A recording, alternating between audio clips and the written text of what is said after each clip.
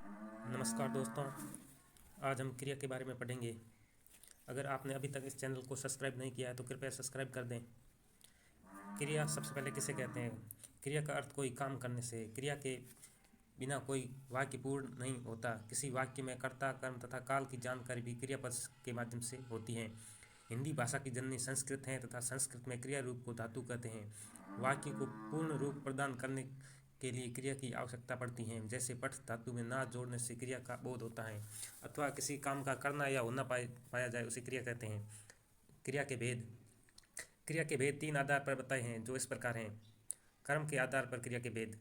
सकर्मक क्रिया, अकर्मक क्रिया। सकर्मक क्रिया किसे कहते हैं? जैसे सकर्मक का अर्थ है कर्म सहित।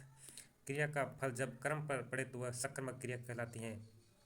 जैसे सीता बांसुरी बजा रही है, ललित आम खाता है। सकर्मक क्रिया की पहचान यह होती है कि हम क्या लगा कर प्रश्न कर सकते हैं।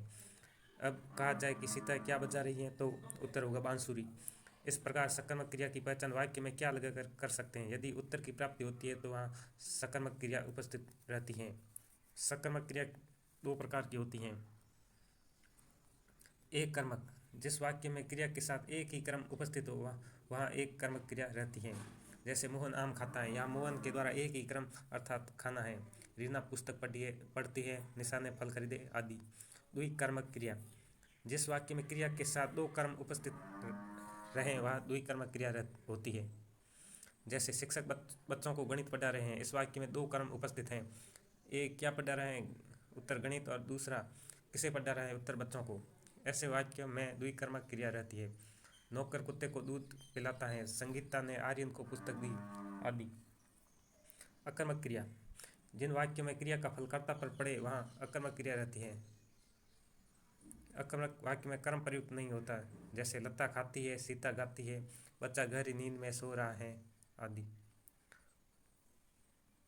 अकर्मक वाक्यों की पहचान के लिए वाक्य में क्या लगाकर देखा जाए तो अगर उत्तर ना मिले तो वहाँ अकर्मक क्रिया रहती है। जैसे उपयुक्त वाक्य में क्या खाती है, क्या गाती है में किसी भी उत्तर की प्राप्ति नहीं हो रही, अतः यहाँ अकर्मक क्रिया है। काल के आधार पर क्रिया के भेद। भूतकालिक, वर्तमानकालिक और भविष्यकालिक क्रिया तीन प्रकार की होती है। भूतकालिक क्रिया, क्रिया का वह रूप जिसके द्वारा बीते हुए समय अर्थात भूतकाल में कार्य के समाप्त होने का बोध हो उसे भूतकालिक क्रिया कहते हैं। जैसे वह अपने गांव गया, उसने बहुत सुंदर चित्र बनाया।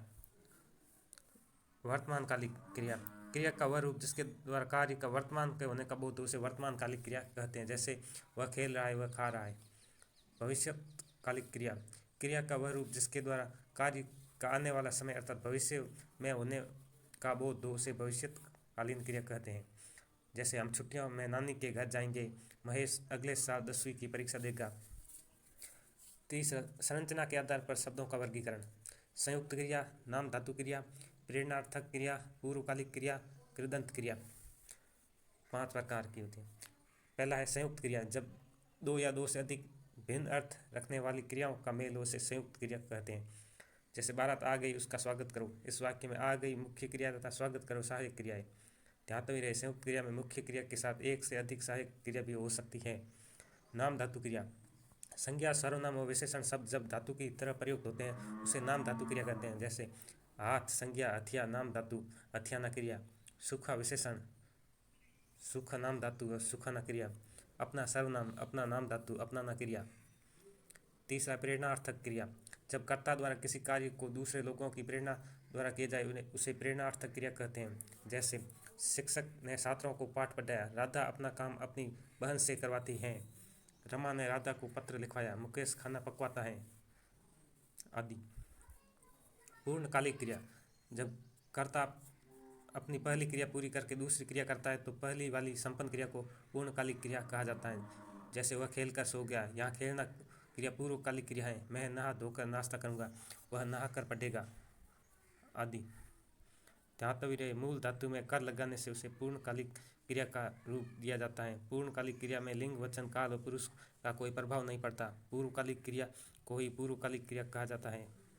कृदंत क्रिया, कृत प्रत्यय से मिलकर बने शब्दों को कृदंत कहते हैं और जिन शब्दों में अंत में कृत से बनी क्रिया जुड़ती हो उसे कृदंत क्रिया कहते हैं। जैसे पट क्रिया है और इसमें कृत प्रत्यय लगाने से यह पढ़कर बनता है, यह कृदंत क्रिया है। धन्यवाद फ्रेंड्स। अभी तक आपने चैनल को सब्सक्राइब नहीं किया तो कृपया सब्सक्राइब कर दें और इस वीडियो को आगे से आगे शेयर कीजिए, लाइक कीजिए। धन्यवाद।